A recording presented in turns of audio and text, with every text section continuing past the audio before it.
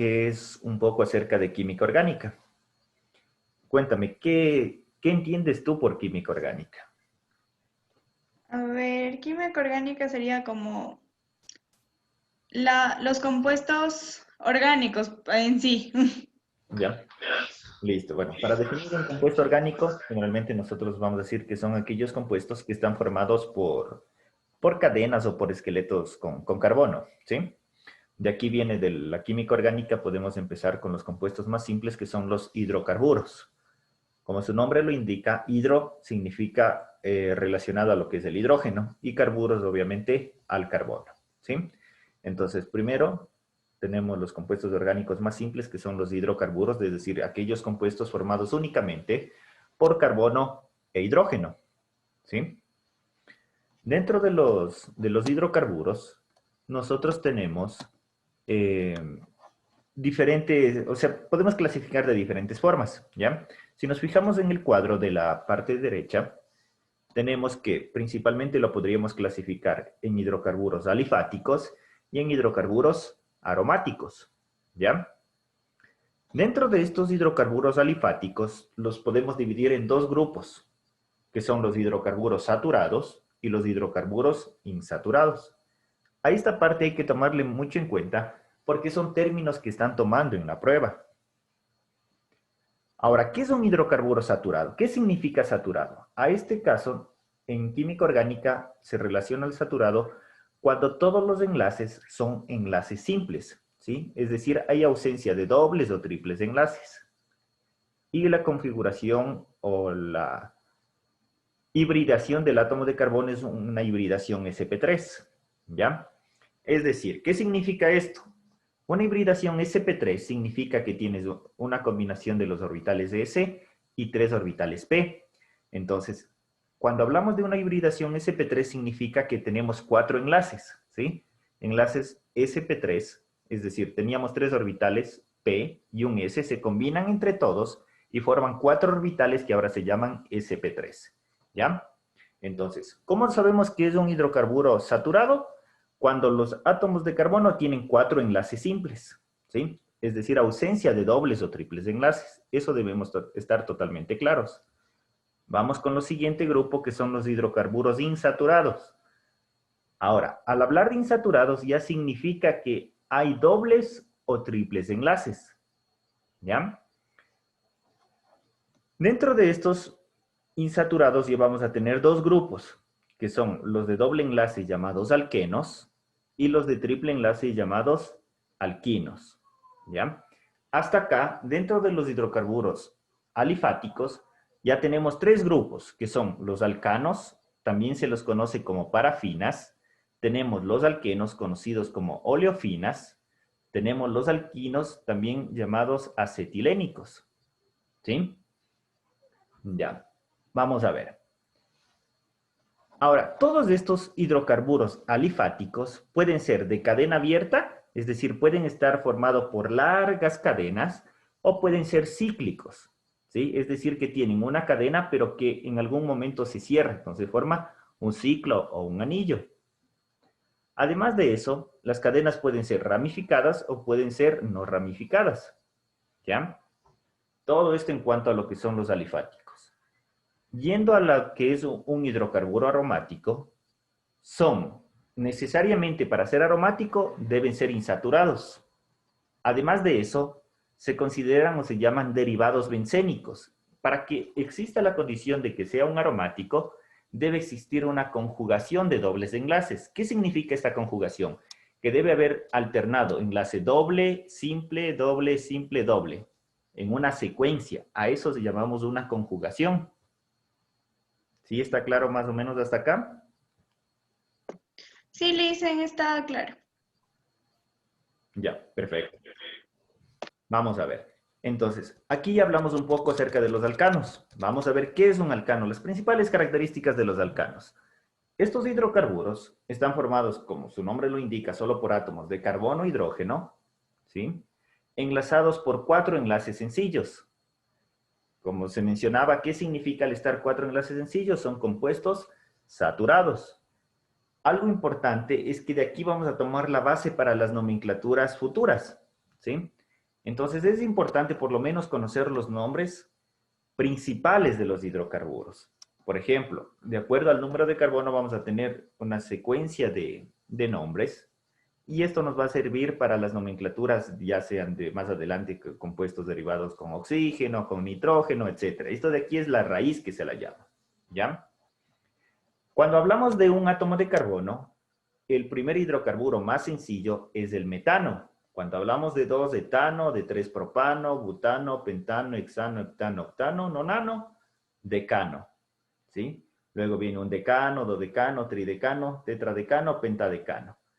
Es decir, a partir del número 5, ya nosotros podemos ir viendo más como que con los prefijos de cantidad, ¿sí?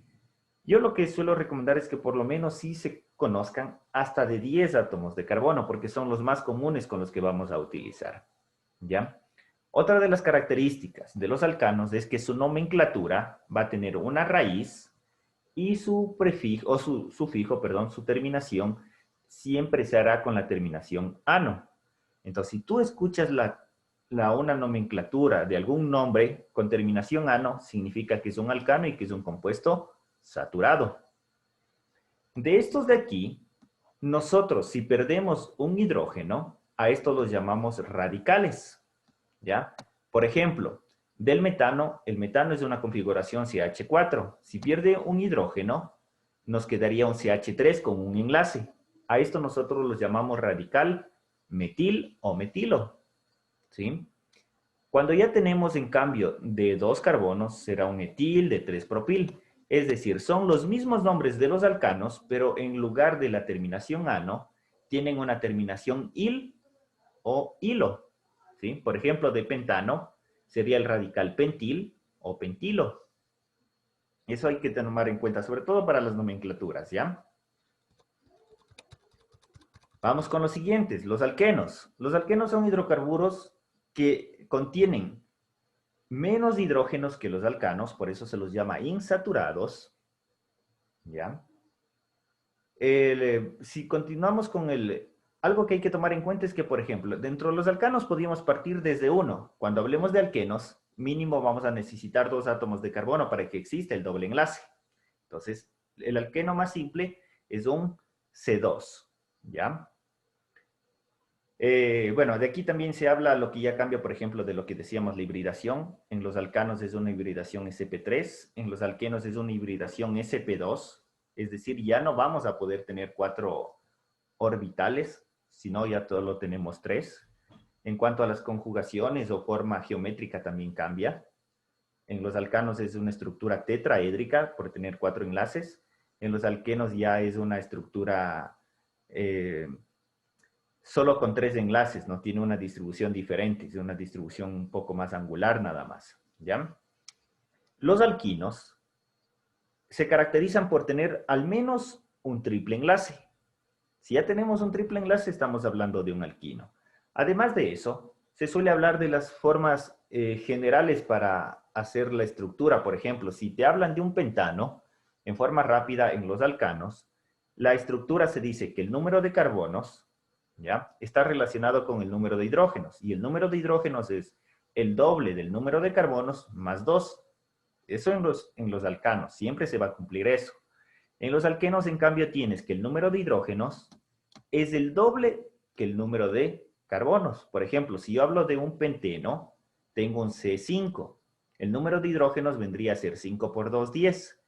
Algo que se debe tomar en cuenta es que si tenemos 2 dobles de enlaces, por cada doble enlace adicional se deben restar 2 hidrógenos. Es decir, si yo tengo un penteno con 2 dobles de enlaces, ya no sería un C5H10, sino que sería un C5H8, porque al formar un doble enlace se pierden 2 hidrógenos adicionales. En los alquinos, el número de hidrógenos es igual al número de carbonos, ¿ya?, multiplicado por 2 y a eso restado 2. Es decir, si yo tengo un C5, solo al ser un pentino, multiplico por 2 me quedaría C10, le resto 2, me quedaría 8. Esa es la fórmula general. De la misma forma, por cada enlace nuevo que exista, se pierden 2 hidrógenos. Eso debemos tomar en cuenta si es que quisiéramos hacer una estructura o una formulación mucho más rápida. ¿Ya? Luego de los hidrocarburos en general, hay otro grupo que se llaman hidrocarburos sustituidos. Aquí aparecen ya nuevos grupos funcionales, es decir, ya no solo vamos a tener estructuras de carbono e hidrógeno, sino que aparecen otros elementos como el oxígeno, ¿sí? El nitrógeno, tenemos halógenos que podrían ser cloro, bromo, ¿sí? Son los principales. También compuestos derivados con azufre, con fósforo y en algunos casos también con algunos metales, ¿ya? Que a estos generalmente se les llama organometálicos. Vamos a ver las principales funciones que existen dentro de los compuestos orgánicos. De los hidrocarburos como tal, ya lo vimos en la parte de arriba, ahora vamos a hablar acerca de los hidrocarburos sustituidos. Entonces podemos tener los halogenados, es decir, cuando hay derivados de los haluros, que pueden ser, es decir, del grupo de los halógenos, como te mencionaba, flúor, cloro, bromo, etc. ¿Ya? Dentro de los compuestos oxigenados, que son los más comunes en los compuestos sustituidos, tenemos alcoholes, fenoles, éteres, aldehídos, cetonas, ácidos carboxílicos, ésteres. Tenemos otro grupo bastante importante, que son de los nitrogenados, que tenemos aminas, amidas, nitrilos, o nitrocompuestos o nitroderivados que también se llama. Entonces, hay parte de la prueba en donde te ponen un conjunto de compuestos y te dice que relaciones con su grupo funcional. Por eso es importante reconocer el grupo funcional. En química orgánica lo que manda el nombre es el grupo funcional, la estructura. Para eso vamos a ver en la siguiente tabla. ¿Sí? Si tenemos compuestos que presentan doble enlace carbono-carbono, a estos los llamábamos alquenos. Si tenemos compuestos que en su estructura, en alguna parte de la cadena, tienen un triple enlace carbono-carbono, se llaman alquinos. ¿Ya?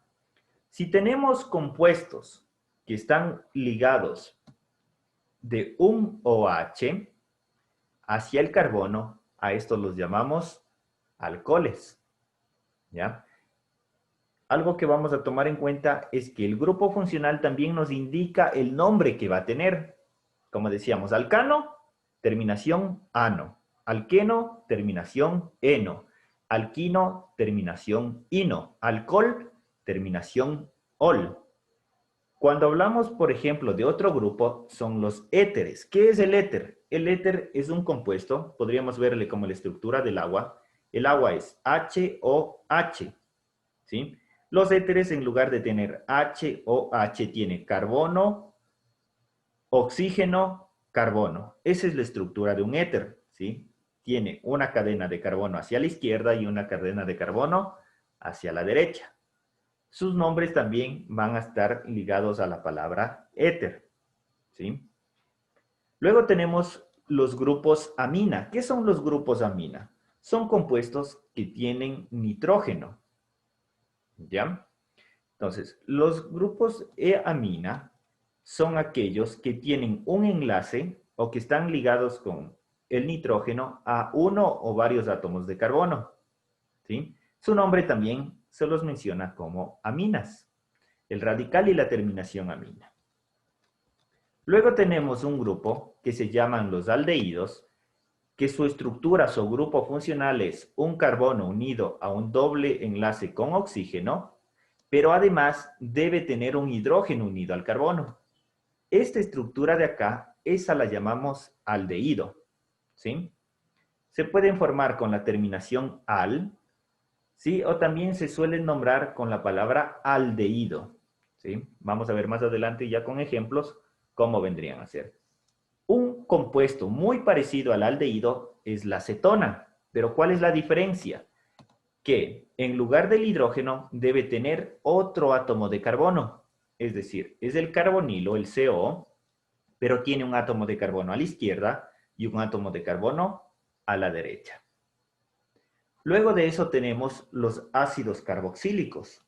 Los ácidos carboxílicos también tienen el grupo carbonilo, es decir, el carbono doble enlace oxígeno, pero en lugar del hidrógeno o del carbono como en los grupos anteriores, tiene un grupo OH. Entonces, mira que aquí, a pesar de que tenemos un OH, esto ya no es un alcohol. ¿Por qué no es un alcohol? Porque está unido a un grupo carbonilo. A esto nosotros lo llamamos ácido carboxílico, ¿sí? Su nombre inicia con la palabra ácido y con terminación oico, ¿sí? Por ejemplo, si tenemos una estructura con 2 átomos de carbono, es decir, el etano, su nombre sería ácido etanoico. Otro de los grupos, igual del carbonilo o derivado del carbonilo, son los ésteres. ¿Cuál es la diferencia? Si nos fijamos entre el éster y el ácido carboxílico es que en lugar del hidrógeno unido al oxígeno, vamos a tener otra estructura de carbono, ¿sí? Tenemos el carbonilo, luego tenemos el oxígeno y luego tenemos más cadena de carbono. A estos nosotros los llamamos éster, ¿ya? A estos se los va a nombrar con la raíz y también con una terminación oato, ¿sí? Indicando también de quién es este compuesto. Por ejemplo, aquí tenemos un compuesto que se llama etanoato de metilo. ¿Cómo sé que es un etanoato? A partir de donde está el carbono, cuento cuántos hay. Entonces tengo 1, 2, eso es derivado del etano. Entonces yo le menciono con terminación oato y sería etanoato. ¿Por qué sé que es metilo? Porque el otro radical junto al oxígeno solo tiene un átomo de carbono y este era el radical metil o metilo, ¿sí? Luego de eso tenemos otro grupo que se llaman las amidas. Entonces, la amida, la característica de la amida es que tiene junto al carbonilo un enlace con nitrógeno. Pues esa es la característica de una amida. Igual, como un ácido carboxílico, podríamos decirlo, va a tener su terminación, pero con la terminación amida. En esta tablita, Dice, ¿sí? Dime. para nombrar, yo que sé, un compuesto que está lineal, Ujú. cuando tengo un enlace, doble enlace o triple enlace, por ejemplo, ¿cuál le doy más importancia para nombrar o para Claro, numerar? perfecto. Sí, justo eso es lo que te iba a indicar en esta tabla. Aquí nos habla del orden de la preferencia. Es decir, si yo tengo diferentes tipos de grupos funcionales, ¿quién es primordial sobre quién? ¿Ya? Vamos a empezar desde lo más bajo.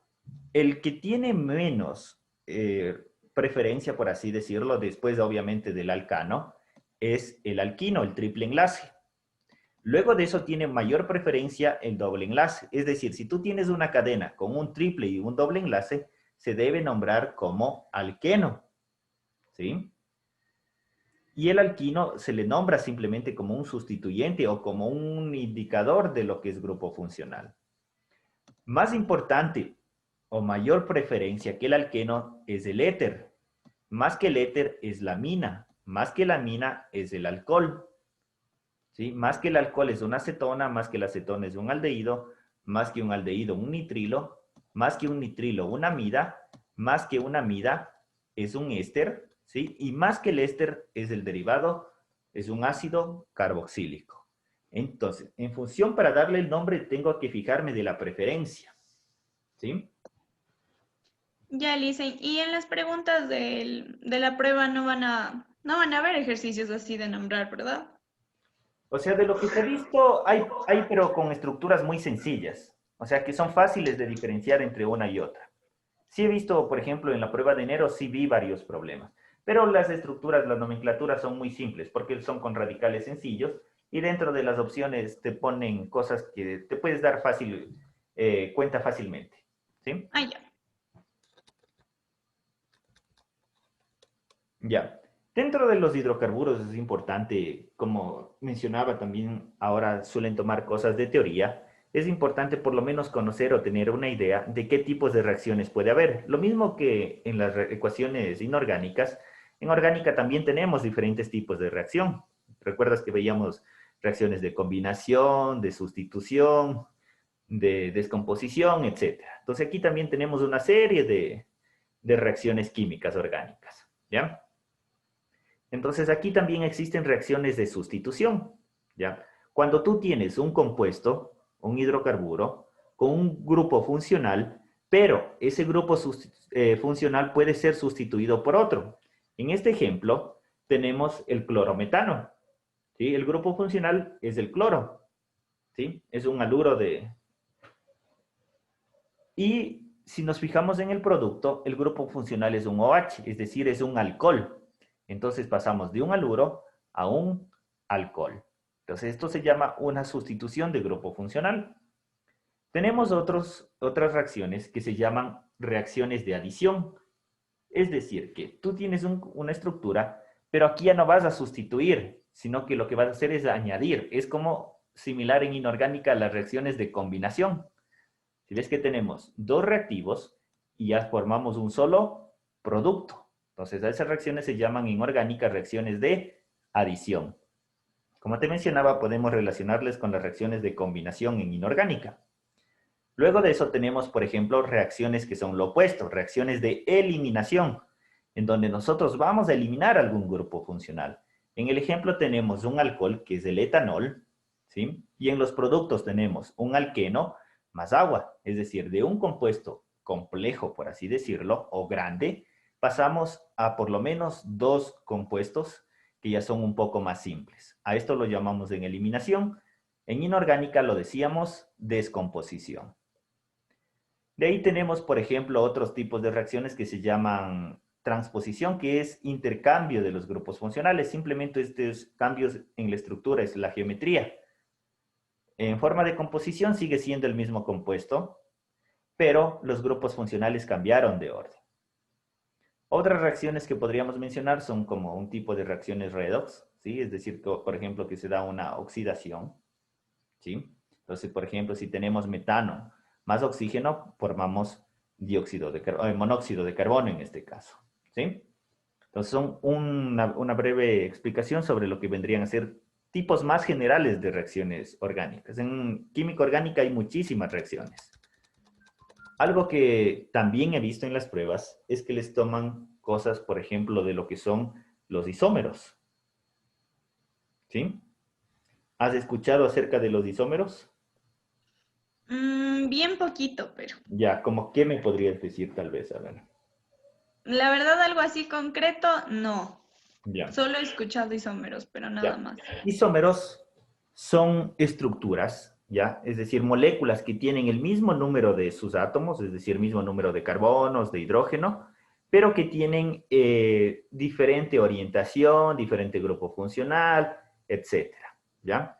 Pero composicionalmente tienen su misma composición, ¿ya? Como te mencionaba, van a tener el mismo número de átomos de carbono, hidrógeno, oxígeno o del elemento que sea.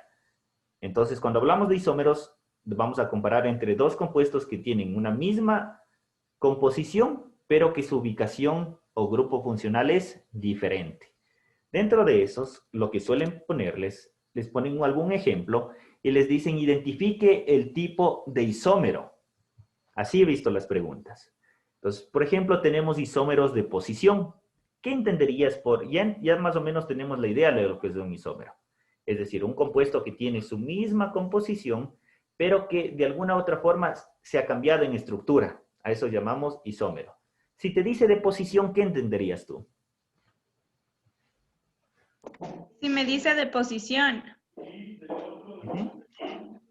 em, no sé, que algún compuesto se va a otro. Sí, bueno, más que compuesto, porque compuesto es el total. Sería un grupo Es funcional, ¿no? un grupo funcional se va a otro A, lado. a otra posición. Ajá. Ya, entonces, si nos fijamos en el lado derecho, aquí tenemos el grupo OH, que está al lado derecho del compuesto, ¿verdad? Y si nos fijamos en el siguiente, el OH ya no está en la parte final, sino que está en la parte superior. Entonces ha habido un cambio en su estructura. Pero sigue siendo el mismo compuesto, porque si contamos los hidrógenos, los OHs y todo lo demás es el mismo. Pero su orientación es distinta. Entonces a esto se llama un isómero de posición, cuando el mismo grupo funcional ha cambiado de lugar. Eso podría ser la clave para este tipo de isómeros. Un grupo de funcional cambió de posición. ¿Sí? Por eso es justamente su nombre, isómeros de posición.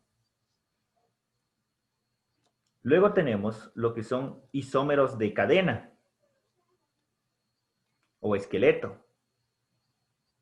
¿Ya? Entonces aquí no es que cambie el grupo funcional, porque si nos fijamos en este compuesto, ¿cuál sería el grupo funcional? El OH, sino que más bien el que cambió es la cadena que tenemos, la cadena carbonatada, porque aquí, mira, teníamos lineal, pero acá lo tenemos ramificado, pero sigue siendo el mismo, la misma composición. Lo único que cambió es que ya no es lineal, sino que se hizo ramificado, entonces es un isómero de cadena. Luego tenemos otros, que es de lo que más he visto que les toman en las preguntas, los isómeros funcionales. ¿A qué se refiere funcional? Que lo que cambió ya no es la posición, sino el grupo funcional. En el primero, ¿qué grupo funcional sería cuando teníamos OH? ¿Un alcohol? Un alcohol, correcto. Y en el siguiente, Un éter. un éter, porque tenemos carbono, oxígeno, carbono, es un éter. Pero si nos fijamos en el número de hidrógenos va a ser el mismo, el número de carbonos es el mismo, pero cambió su grupo funcional, porque ya era alcohol, ahora es un éter. Y al cambiar de grupo funcional, sus estructuras, no es su estructura, su composición, bueno, por decirle ahí, sus propiedades son distintas, ya van a cambiar puntos de fusión, densidades, etcétera. A pesar de que tenga los mismos átomos, misma masa molecular, pero ya al orientarse, cambiar de grupo funcional, sus propiedades cambian. Además de eso, hay otro grupo de isómeros que se llaman estereoisómeros, que son isómeros espaciales, ¿sí? Entonces, estos también se están relacionados más a lo que es la geometría de la molécula, porque la molécula no es plana, ¿sí? Sino que tiene un espacio tridimensional, en realidad está en el espacio tridimensional. Entonces, cuando hablamos en el espacio, puede tener muchos más cambios que solo lo que veíamos arriba, ¿sí? Dentro de estos tenemos isómeros geométricos, tenemos isómeros ópticos, ¿sí? Dentro de los isómeros geométricos tenemos dos tipos que se llaman cis y trans. Cis es cuando tenemos un conjunto, por así decirlo, de grupos funcionales de un mismo lado, como podemos ver en el primer ejemplo donde nos dice cis, los dos átomos de bromo están en la parte superior. Si nos fijamos en el de la derecha, ya tenemos un átomo de bromo arriba y un átomo de bromo abajo. Estos de aquí ya se llama en cambio trans, porque está en los lados opuestos. A pesar de que son muy parecidos, los mismos, incluso los mismos grupos funcionales, estos de aquí van a tener ligeros cambios también en sus propiedades. De hecho, en medicina, estos cambios cis y trans, el uno puede tener una actividad farmacológica y el otro no. Entonces, son muy importantes el estudio de estos estereoisómeros. Dentro de los isómeros ópticos, también tenemos algo que se relaciona en cambio con la interacción con la luz polarizada. Entonces aquí tenemos los destrógiros y los levógiros, ¿sí? Es decir, cuando se hace un giro hacia la derecha y un giro hacia la izquierda. Y esto también, hay los compuestos similar a lo que te decía arriba, van a tener ciertas propiedades, ¿sí? Estos de aquí también se llaman como imágenes espectrales, es decir, tú lo puedes ver como que el reflejo en un espejo. Si nos fijamos acá, tú, si quieres colocarle como que en la misma posición, no vas a poder colocar. Esto lo hacemos como, por ejemplo, con la palma de las manos. Tú no puedes colocar las manos de la misma forma, ¿sí? Una sobre la otra nunca te va a coincidir. Para eso tienes que girarle a la mano, para que coincida. ¿Ya? A eso se refiere con este tipo de compuestos. ¿Ya? Esto de aquí no he visto que han tomado mucho, más bien están enfocados en los primeros. Pero es importante, por lo menos, por si acaso llegaran a poner algo, por lo menos tener una idea de lo que nos podrían preguntar. Sí, y Lisa, ¿en dónde puedo tener presente estos isómeros? O sea, algo del día cotidiano. Ya, como por ejemplo en los azúcares. Dentro de los azúcares hay muchísimo. De este tipo de isómeros que estamos viendo, ¿ya? Se llama algo que cuando tenemos un carbono quiral, es decir, cuando al lado del carbono, el carbono tiene 4 enlaces, Pero cada átomo, cada enlace tiene un grupo diferente. Por ejemplo, fijémonos en este de aquí que está en el centro, ¿ya? Al lado de arriba tenemos un grupo aldehído, ¿sí? En la parte izquierda un hidrógeno, en la parte derecha un OH, es decir, un alcohol. Y hacia abajo tenemos otro grupo de carbono, es decir, para todo lado de la molécula tiene grupos funcionales distintos. Cuando existe eso, ahí se da este tipo de cosas, porque puede girar de diferentes posiciones. Entonces, no es lo mismo tener el OH al lado derecho que tener al lado izquierdo, o tener un grupo arriba y el otro grupo abajo. ¿Sí? Esto, como te Ya listo. menciono, generalmente vas a encontrar en azúcares, en aminoácidos, es donde generalmente encuentras compuestos D y L. ¿Sí? Entonces, que no te sorprenda, por ejemplo, en algún ejercicio te pueden mencionar la asparagina, por ejemplo. Entonces, te pueden mencionar algunas de ese tipo de cosas.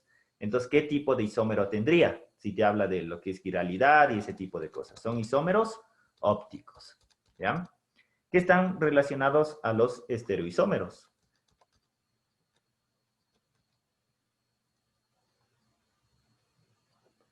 Acá tenemos otro que se llama una tautomería. Es cuando una estructura sufre una serie de conjugaciones de movimientos, pasa por un compuesto intermedio y llega a otro compuesto. Pero si nos fijamos entre el primero y el último, son muy similares, es decir, tienen los mismos grupos funcionales, solo que hizo una serie de cambios. A eso se lo llama tautomería. ¿Sí? Está relacionado con el equilibrio en las diferentes especies. Vamos a tener aquí una especie intermedia. Esto generalmente se da, por ejemplo, entre lo que son las cetonas, ¿ya? Las cetonas pueden tener este tipo de cambios, cetonas y aldehídos. Ok, vamos a ver.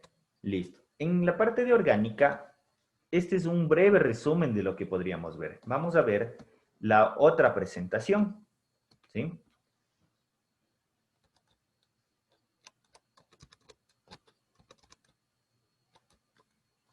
Ya, algo de esto ya te había mencionado. Dentro de los compuestos orgánicos, ¿sí? Tenemos las categorías de hibridación, como decíamos, SP3, SP2, SP1. ¿Qué significaba esto?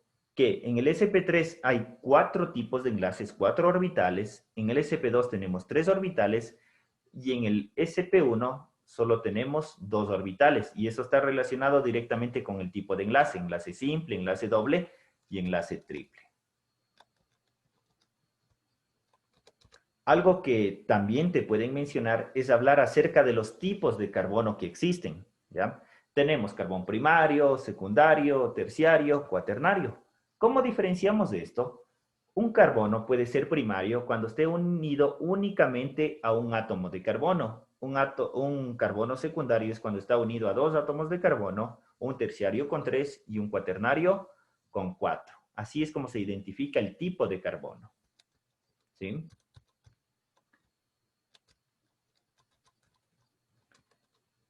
Ya, de acuerdo a las propiedades que pueden tener los compuestos orgánicos, hay una gran variedad de sus propiedades. En forma general, los hidrocarburos son compuestos apolares. ¿Qué significa compuestos apolares? Es decir, que tienen su distribución similar. No existe mayor diferencia de electronegatividad en su estructura, ¿ya? Y estos compuestos apolares son insolubles en el agua. ¿Por qué? Porque el agua es una molécula polar. ¿Por qué sé que el agua es una molécula polar? Porque está formado por oxígeno y por hidrógeno. La diferencia de electronegatividad del oxígeno y del hidrógeno es alta. Entonces, esto le genera una polaridad. Es decir, el oxígeno, al ser más electronegativo, atrae los electrones del hidrógeno y ligeramente se vuelve con una carga el hidrógeno positivo y el oxígeno con carga negativa. Entonces, a esto se llama, esta diferencia de carga, además de que el oxígeno tiene 2 pares de electrones libres, a esto se lo llama polaridad. En los hidrocarburos, netamente carbono-hidrógeno, la electronegatividad del carbono y del hidrógeno es prácticamente la misma. Por lo tanto, no hay esta conjugación. Toda la estructura tiene un nivel de carga similar. Entonces, estos de aquí se llaman apolares y no son solubles en el agua. Un ejemplo, si tú mezclas gasolina y agua, se separan las fases. Otro ejemplo más cotidiano es si tú mezclas agua y aceite. El agua es polar y el aceite es apolar, por eso no pueden mezclarse. ¿Sí? Sin embargo, hay compuestos orgánicos que son muy polares, como por ejemplo los alcoholes. ¿El alcohol se mezcla o no se mezcla con el agua? No he probado, pero no, no creo. No se mezclan. No, creo que no se mezclan. De hecho, o sea, en realidad sí. Por eso es justamente es que nos bebemos los alcoholes. El alcohol Oh, puro, sí, por ejemplo, digamos, el alcohol de la farmacia o el antiséptico que está de moda ahora es alcohol al 70%. ¿Qué significa alcohol al 70%?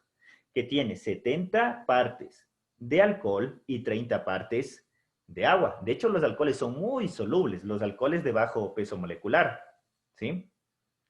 Los alcoholes, ¿por qué son solubles? ¿Qué es un alcohol? ¿Cuál es la estructura? Carbono, oxígeno, hidrógeno, ¿verdad? Esa es la estructura de un alcohol. Carbono, oxígeno, hidrógeno. Si tú ujú, le reemplazas al carbono por hidrógeno, ¿qué te quedaría? Hidrógeno, oxígeno, hidrógeno. ¿Y qué es eso? Es agua. agua. Por eso se Ajá. dice que lo igual disuelva lo igual. Los alcoholes generalmente se los puede decir que son derivados del agua, porque en lugar del hidrógeno tiene una cadena de carbono. ¿Sí? Por eso los Sí, compuestos son polares, son muy solubles en el agua. ya. La Y cerveza, dicen, los vinos, todo eso, son, la mayor parte es agua y una parte es alcohol. Otro ujú, grupo de compuestos polares, es importante conocerlos, son los azúcares. La glucosa son compuestos orgánicos. ¿Se disuelve o no se disuelve en el agua? El sí, azúcar. Sí. sí. ¿Por qué se disuelve? Porque el azúcar tiene varios grupos OH. El azúcar es un polialcohol. ¿Sí? Entonces tiene Ujú, varios grupos OH. Estos grupos OH con quién se relacionan con el agua, porque tienen una estructura parecida a la del agua y esto le permite que se solubilice. Entonces, así es como debemos fijarnos. Si es que algo tiene de parecido al agua, es decir, si tiene una parte polar, sí se solubilizan en agua. ¿Sí? Entonces hay que tener en cuenta, porque los hidrocarburos en general, si solo es hidrógeno, carbono, son insolubles o muy poco solubles en agua. Pero si ya tienen grupos polares como los OHs, ya son solubles. Lo mismo, por ejemplo, si tienes ácidos carboxílicos. Esta estructura del ácido carboxílico le da polaridad y le permite que se solubilice en agua. ¿Ya? Otra de las características es que son, bueno, al ser apolares la mayoría, van a solubilizar sustancias polares también, ¿sí? Por ejemplo, no sé si alguna vez has visto petróleo o alguna pintura que no salga con agua. ¿Con qué se puede lavar algo que no sale normalmente con agua? Una pintura, por ejemplo. con este que es bien fuerte que no se puede oler. Bueno, por ejemplo, o sea, podrías probar primero con alcohol. Si no se prueba, si no sale con alcohol, puedes probar con gasolina, porque la gasolina es más apolar, entonces va a disolver. Y después de eso puedes ir con otros solventes, como por ejemplo hexano, cloroformo, sileno, etcétera, ¿ya? Compuestos que sean más apolares para que puedas disolver. Otra de las características es que en forma general los hidrocarburos tienen puntos de ebullición y de fusión muy bajos. Por eso es que, por ejemplo, los primeros hidrocarburos son gaseosos, ¿sí? Como el gas de la cocina, por ejemplo, que es una mezcla de butano-propano, ¿sí? Son gases. Luego de eso ya vienen unos líquidos, pero son muy volátiles. Como por ejemplo alcohol. Si tú dejas abierto un frasco con alcohol, al día siguiente ya no vas a tener la misma cantidad, porque se va volatilizando. Entonces son muy volátiles también, ¿sí? Característica es que, por ejemplo, no conducen la electricidad o son muy bajos conductores. ¿Por qué? Porque te decía que al ser apolares no tienen una distribución de carga eléctrica, por lo tanto no permiten el paso de los electrones. La electricidad es paso de electrones, flujo de electrones. Entonces, como estos tienen una estructura muy estable, por así decirlo, no hay diferencias de cargas, por lo tanto la corriente eléctrica no pasa. Entonces, a este tipo de compuestos apolares, por así decirlos, también se los podría utilizar como aislantes. O algún solvente orgánico podríamos utilizarle ¿para qué? para lavar circuitos eléctricos. Por ejemplo, si tú tienes un panel eléctrico, no puedes echarle agua, pero sí puedes echarle algún solvente que sea totalmente apolar, ¿sí? Sí, y Otra de le las hice una características, pregunta. claro, dime. Yo había estudiado en los enlaces el enlace covalente apolar, apolar, polar, y Ujú, el sí. apolar siempre tiene que volverse polar. ¿Por qué? A ver, no te entendí. ¿Cómo el apolar siempre debe volverse polar? Sí, o sea, yo había visto en lo que me dijeron del pre que una polar siempre se transforma ¿Un a polar polar. siempre? No necesariamente. No necesariamente siempre. No, no. Ah, Porque esa ya. es la característica, o sea, no, o sea, de hecho, tú no puedes decir, por ejemplo, que una molécula de oxígeno que es totalmente apolar se transforma en polar, o sea, no. Puede haber, cuando hablamos de fuerzas intermoleculares, ciertas características que puedan modificar un poco la polaridad, sí, pero no significa que se va a hacer polar. Entonces, bajo ciertas circunstancias sí puede llegar un poquito, pero eso es más bien por la interacción de las fuerzas intermoleculares, pero no es que siempre se hace una polar, va a transformarse en polar.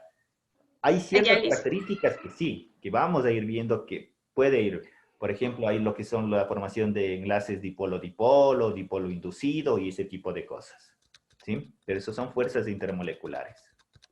Ah, ya, Lisa, gracias. Ya, dentro del átomo de carbono, nosotros podemos tener varias estructuras. Hay un grupo de compuestos que están formados únicamente por carbono, no por carbono e hidrógeno, sino solo carbono. Por ejemplo, el diamante, el grafito, los fulerenos, etcétera, ¿ya? Que de estos de aquí, por ejemplo, se hacen los nanotubos, ¿sí? Que se utilizan bastante en lo que son en tratamientos médicos, como también en el transporte de medicamentos, de fármacos, ¿sí? El grafito, que todos conocemos en los lápices, ¿no? Entonces es una estructura de grafito. Y el diamante es otra estructura de grafito, pero que este de aquí ya tiene una estructura mucho más geométrica, como lo que te mencionaba, la diferencia entre metal y no metal. El diamante ya tiene una estructura geométrica, por eso ya es transparente, por así decirlo. El diamante ya tiene estructura cristalina. El grafito no tiene una estructura cristalina netamente. ¿Sí? Por eso todavía es opaco, es amorfo y eso. Sin embargo, el diamante ya tiene una estructura mejor. Para que ocurra esto, necesita de condiciones muy especiales, alta temperatura, alta presión, para que las moléculas se acomoden. ¿Ya? Ya, Lisa, en los diamantes los encontramos ya formados, ¿verdad? Sí, correcto. Ajá. Entonces, Ah, los ya. diamantes se forman a grandes profundidades, a altas temperaturas y presión. ¿Sí?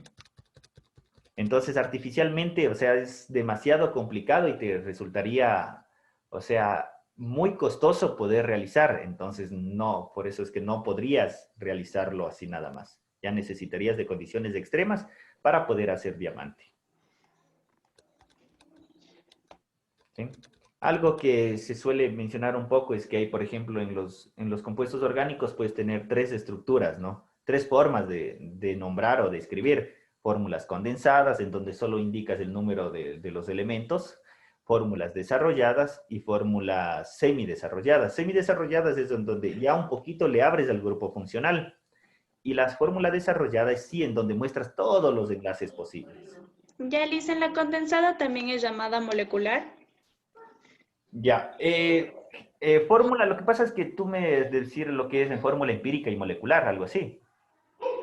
Algo así, sí, porque yo la condensada no la conocía como condensada, sino como molar o molecular, algo así era. Podría decírsela, pero sí, generalmente es como que la forma simplificada, por así decirlo, ¿sí? Ajá, En donde tú no escribes la estructura, sino únicamente indicas el número de átomos que tiene, ¿ya?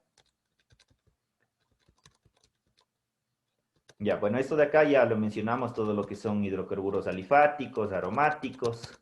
Bueno, aquí el aromático que tendríamos es el último del de abajo. Grupos funcionales también ya lo estuvimos viendo. Esto de aquí un poquito, de lo que te hablaba de la solubilidad, que son tienen baja solubilidad, ¿sí?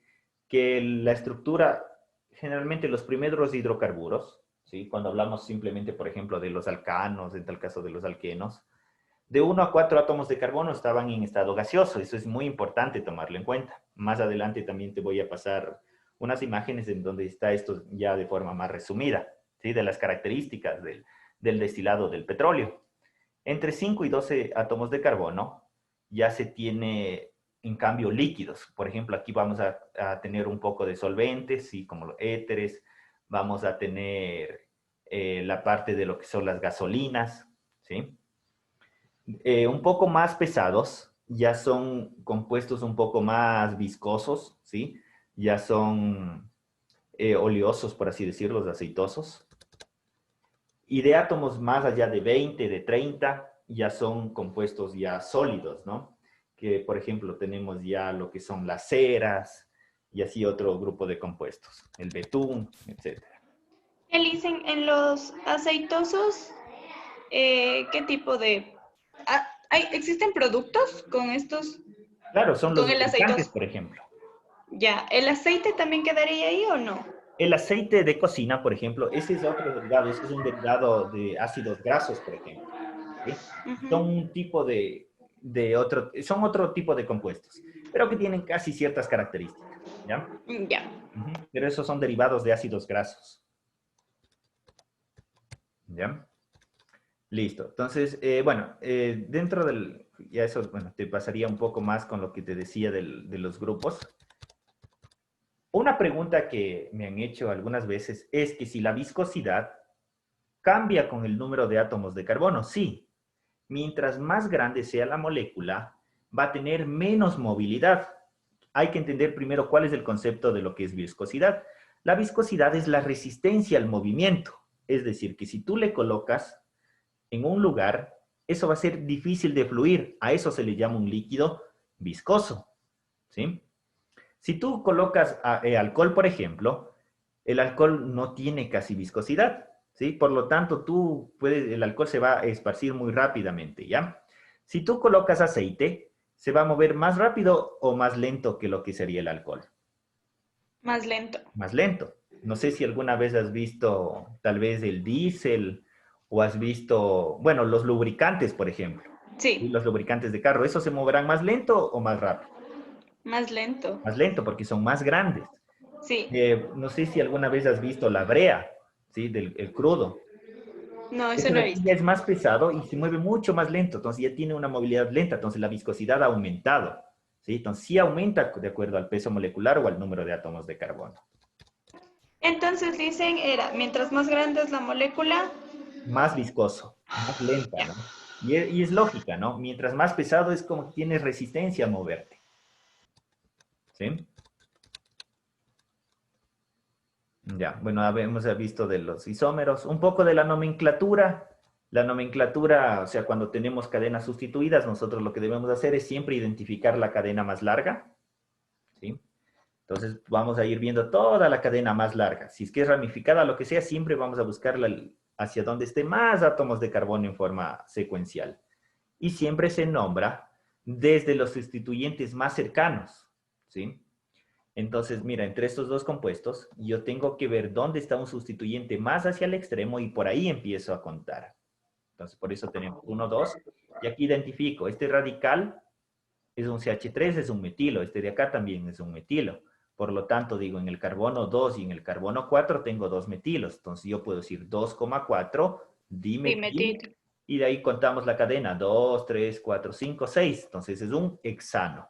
Ya, y le dicen con esto también, por ejemplo, tengo un propil primero antes que el metil. Ujú. Ahí le nombro primero o sea, empiezo a numerar desde donde está el propil. Sí, mira, claro, o sea, tienes que ver dónde hay más el sustituyente, ¿sí? Hacia donde está más el sustituyente más importante, por así decirlo, Ya, ¿sí? El más importante ahí. Es igual como lo que mencionábamos con respecto a la importancia de los sustituyentes. También lo vamos a ir viendo, ¿sí? La forma de nombrar, generalmente se los nombra en orden alfabético. En algunos casos es para llevar un orden, ¿no? Se puede nombrar en orden alfabético, algunos lo ordenan en orden del tamaño y así, etcétera, ¿sí? Ya aquí teníamos los radicales que habíamos hablado un poco. Hay ciertos radicales que son especiales, como por ejemplo cuando el enlace en un propilo no está en el extremo, sino en el centro, a eso se lo llama el isopropilo, ¿sí? Entonces hay diferentes tipos de radicales que eso más bien tenemos que irlo identificando. Ya vamos a ver unas tablas con todo para que las tengas a mano y veríamos ya en función de los problemas para ver cómo podríamos resolver ese tipo de cosas. ¿Sí? Tenemos más ejemplos.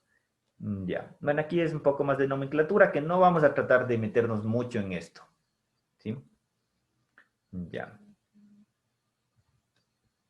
Bueno, sí, tenemos, por ejemplo, otros aromáticos que se llaman policíclicos. Ah, aquí en esto también es algo importante que sí había visto. El grupo benceno, ¿sí? Es un anillo de 6 que tiene enlaces conjugados. ¿Sí? Como te mencionaba, tenemos doble, simple, ¿ya? En el benceno, cuando tenemos sustituyentes, a partir del carbono 1, los dos que están juntos al lado derecho y al izquierdo, a esto se los llama posición orto. A los siguientes se les llama posición meta y al que está opuesto es el posición para. ¿Sí? Entonces, por ejemplo, tú has escuchado del TNT. Sí, ¿Qué es el TNT? dinamita. Es un explosivo, ¿no? ¿Qué Ya, significa explosivo. TNT? ¿Sabes qué significa TNT? No. Significa trinitrotolueno. ¿Ya? Este compuesto que tenemos acá, el benceno con un CH3, ese es el tolueno. El trinitrotolueno significa que tiene 3 grupos nitro, ¿sí? Ese grupo nitro está en las dos posiciones orto, nitro, nitro, ¿sí? Y acá también nitro. Entonces, ese es el TNT, el trinitrotolueno, ¿ya? Es como un dato curioso nada más, ¿ya? Además de eso teníamos anillos conjugados, ¿sí? Que ya no es un solo anillo, sí que tenemos dos, como por ejemplo aquí tenemos el naftaleno, el antraceno, el fenantreno, ¿sí? Que tienen diferentes aplicaciones también.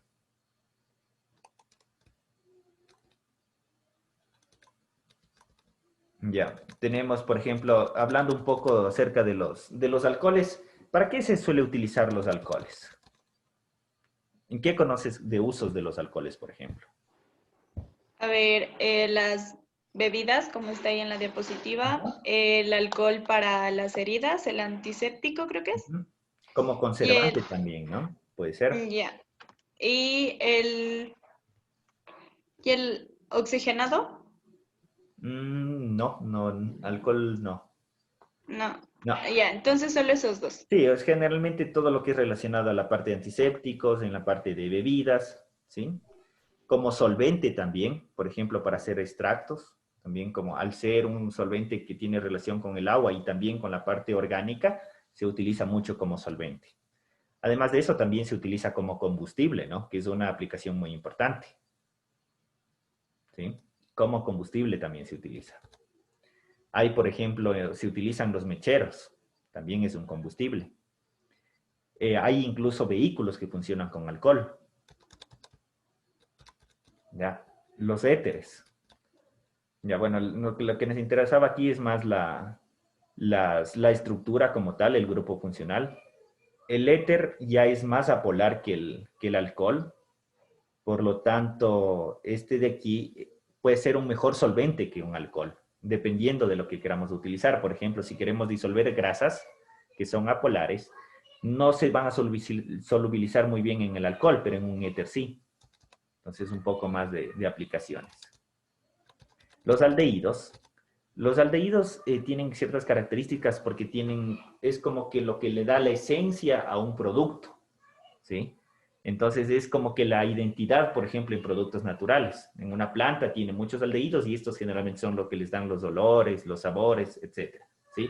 Como por ejemplo aquí nos menciona, se pueden utilizar en perfumería, ¿sí? Entonces ya son compuestos que ya tienen más características en cuanto a lo que es sensorial.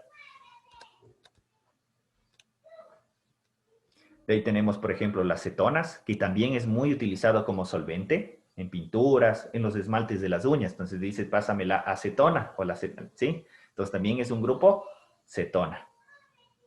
Entonces también son otro tipo de aplicaciones que más se utilizan en la parte, como te menciono, de solventes.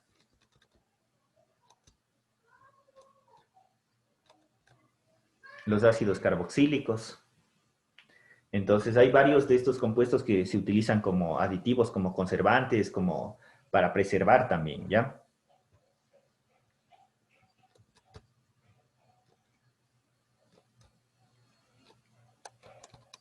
Los ésteres también tienen varias aplicaciones, como podemos ver en lo que es perfumería, condimentos. Se puede utilizar en la parte de alimentos, en refrescos, para utilización por medio de una esterificación, lo que es la formación de jabones, etcétera.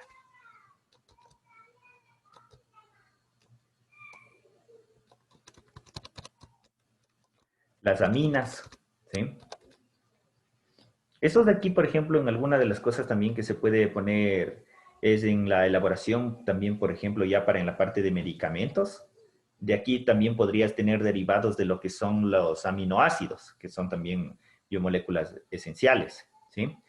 De aquí uno podríamos poner como, bueno, hay varias aplicaciones en las que puedes ir relacionando. Todo este documento también sí, ya te lo voy a pasar para que lo puedas ir revisando algunas cosas que te pueden ir sirviendo. Al igual que en los que mencionábamos de los hidrocarburos, que en los alcanos que había, por ejemplo, carbón primario, secundario, terciario, en los grupos del nitrógeno también ocurre de la misma manera, ¿sí? Es decir, si un nitrógeno está unido a un carbono, es primario. Si está unido a dos, es secundario. Si está unido a tres, terciario. Entonces también lo ocurre en las aminas, porque de hecho eso hay un problema que te pregunta el compuesto qué tipo de amina es. Entonces te pone amina primaria, secundaria y terciaria, ¿sí?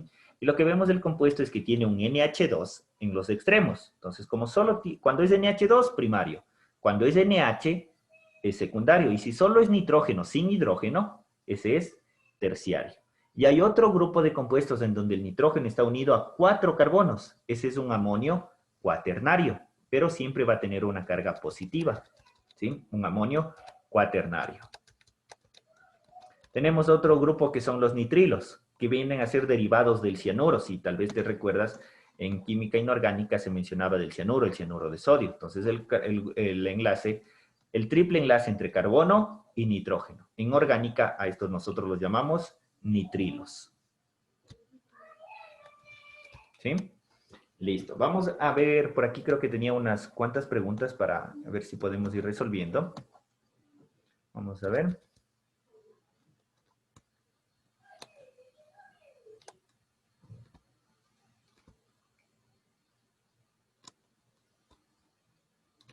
Ya, vamos a ver.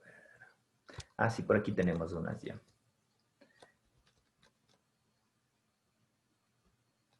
A ver, esto es inorgánica.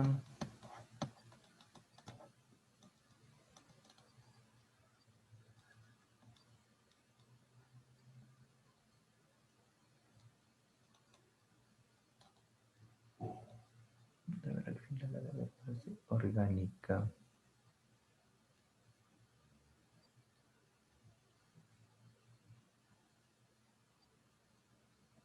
¿Tú tal vez tenías algún problema, algún ejercicio de orgánica?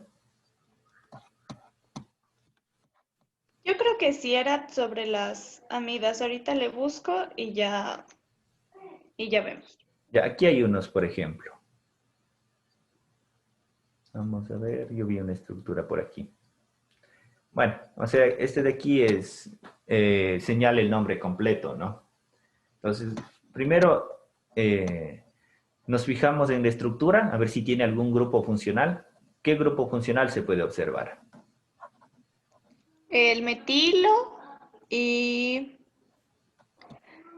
el CH3H2 se me hace que es el Etilo. Pero bueno, o sea, eso no es más que etilo. grupo funcional porque todo es la cadena carbonatada. Grupo funcional es la presencia de dobles, triples o H's y todo ese grupo. A eso es la Ah, referencia de grupo funcional. ¿Hay ya, algún grupo funcional aquí? sí, el alqueno. El alqueno. Sí, entonces ese es el grupo funcional. Entonces primero tenemos que ver eso de ahí. De ahí obviamente lo demás son los sustituyentes, ¿no? Entonces Ya, buscar cuál es la cadena más larga, ¿sí? Entonces mira, por ejemplo, vamos a partir, como el doble enlace está a la derecha, podemos contar desde el superior o desde el de la derecha, nos da igual. Entonces yo digo 1, 2, ¿sí? 3, 4, 5. ¿Me voy hacia la izquierda o subo?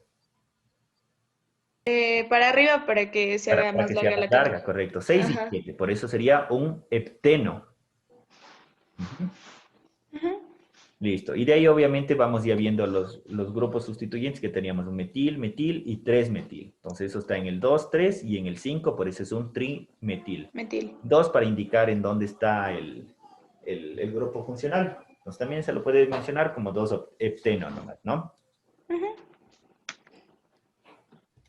Ya, vamos a ver. Mira, acá dice, señale la alternativa incorrecta. Dice, a la química orgánica se denomina química vegetal, existen hidrocarburos lineales y cíclicos, un hidrocarburo presenta forma general CHON, todas las sustancias que poseen carbono son objeto de estudio de la química orgánica, el metanol, si se consume, no produce efectos severos al ser humano. ¿Bien? Vamos a ver. O sea, de hecho, aquí está mal formulada, ¿no? Porque el metanol sí produce efectos secundarios en el humano. De hecho, hay por eso, esto se lo llama alcohol adulterado. No sé si te recuerdas, hace algunos años hubo una noticia en donde hubo casos incluso de que produjo ceguera, ¿no? Entonces era la presencia que, como el metanol es más económico, estaban utilizando el metanol en lugar del etanol para lo que son las bebidas, en preparación de vinos artesanales o cosas así, por mencionar algo, ¿no?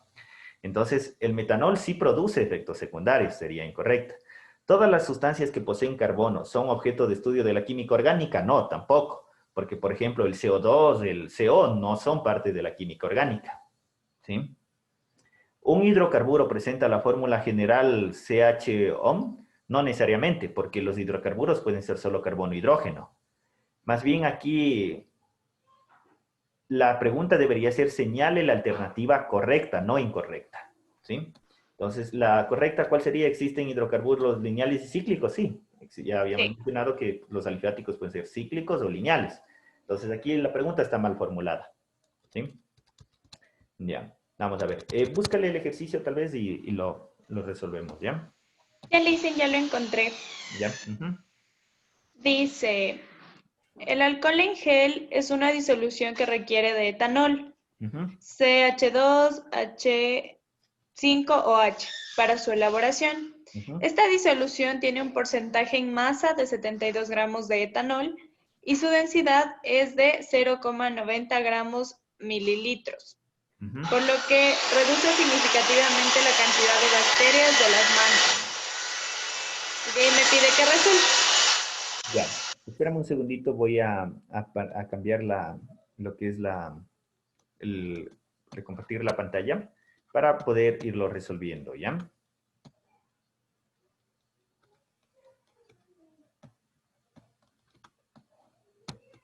¿Me confirmas cuando se comparte el documento en Word? ¿Sí?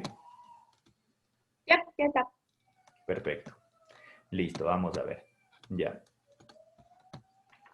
A ver, listo. Me decías que lo que teníamos es una solución, ¿verdad? De alcohol. Entonces tenemos un alcohol en gel, ¿sí? Un alcohol que específicamente era etanol. ¿Con qué porcentaje? ¿Al 70%? 72%. Ya, tenemos un alcohol al 72%. Te dice en volumen, en masa. A ver, En repite. masa. Ya, en masa. Ya, 70% masa-masa. ¿Sí? Ya, ok. Entonces, el 72% masa-masa, eso bueno, ya lo veremos también en la otra clase. El porcentaje en masa-masa, ¿qué significa? El porcentaje en masa significa la relación, ¿sí? Que yo tengo la masa del soluto, que en este caso es el etanol, ¿sí? Etanol lo ponemos como OH, dividido para la masa del alcohol, del gel vamos a ponerlo, o masa de la solución, ¿sí? Que en este caso es el alcohol en gel. Y esto multiplicado por 100. Esa es la fórmula del porcentaje en masa. Masa de etanol respecto para la masa del producto o masa de la solución multiplicado por 100. ¿Qué otro dato nos da?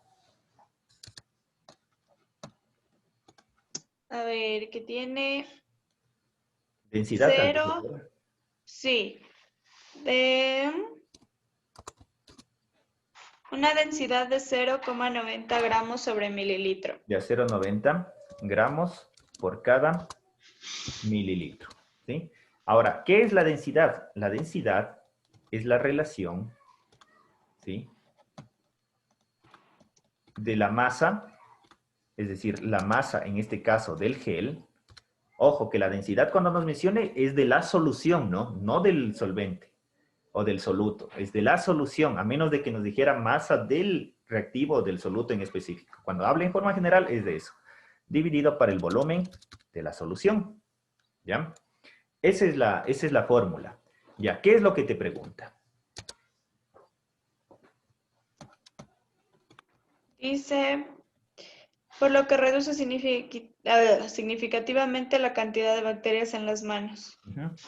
No, con base, determina la concentración de la disolución en gramos litro. Gramos por litro. Entonces, lo que te pregunta es que cuál es la relación en gramos por litro, ¿sí?, de este compuesto. Ya, ok, vamos a ver. Ya, entonces digo, yo la masa en gramos por litro, ¿sí?, va a ser igual. Entonces, si yo quiero tomar, o sea, como dato, puedo hacer lo siguiente, mira. 1 litro equivale ¿a cuánto? A 1000 mililitros, ¿verdad? Ya. Sí. Entonces, eso sería del gel. Voy a irlo haciendo una fórmula por fracciones. ¿Yo qué relación tengo aquí? Yo aquí tengo los mililitros. ¿Qué significa el 0.9 gramos por mililitro? Significa que en 1 mililitro, ¿sí?, yo tengo ¿cuánto? 0.9 gramos. Eso significa la densidad. ¿Ya? ¿Ya? Hasta aquí yo puedo simplificar ¿qué cosa? Los mililitros y mililitros ¿de quién? Del gel. ¿Ya? Vamos a ver. Ahora lo que me interesa es relacionar estos gramos respecto a los gramos de lo que es el alcohol. ¿Qué significa el 72%? El 72% significa que en 100 gramos de gel, todo esto era gel, ¿no? Esto era mililitros de gel, esto era mililitros de gel, esto era gramos de gel, ¿ya? Significa, el 72% significa que en 100 gramos de gel tengo, ¿qué? 72 gramos ¿de quién? 72. De etanol. Eso es lo que significa el 72%. ¿Ya? Listo. Entonces, mira, yo aquí puedo simplificar, ¿ya? Yo aquí puedo simplificar las unidades, digo. Los gramos de gel, los mililitros de gel, se me simplifican, ¿sí? ¿Con quién? Con los mililitros de gel.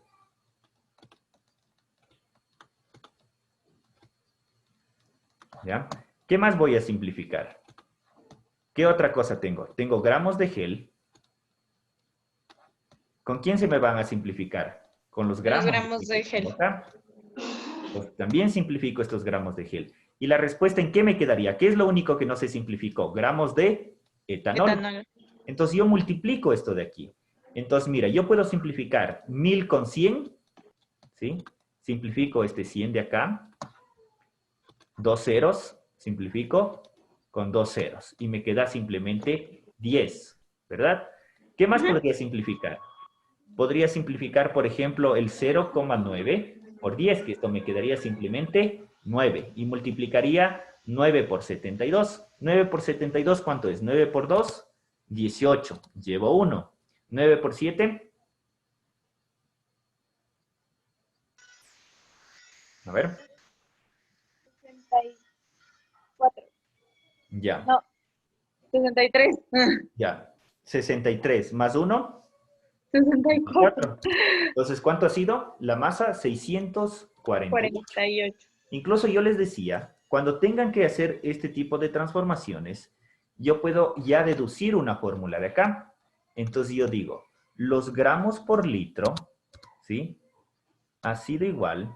Vamos a quitarle el subrayado. Dicen, pero el 10 no estaría en el numerador, por así decirlo. ¿Cuál 10? Ahí, el No, claro, 10 es que yo multiplico 10 por 0,9, eso me queda 9. Ajá. Sí, porque, Ahí ya. ajá, es eso. Que 0,9 significa 9 décimos, ahí simplificaría el 10 con el 10 y me El queda 10 con el... Ajá. ya. Ya. Entonces yo puedo decir, mira, mediante fórmula que los gramos por litro, cuando me den un porcentaje en masa, ¿sí? Y me den también la densidad, va a ser igual. Si yo me fijo, ¿qué nomás estoy multiplicando? El 0,9, ¿qué era? La densidad, ¿verdad? Entonces yo digo, esto es igual a la densidad por, ¿qué otro? El 72, ¿qué era? El porcentaje en masa, ¿sí? ¿Y qué más dice de multiplicar? Por 10.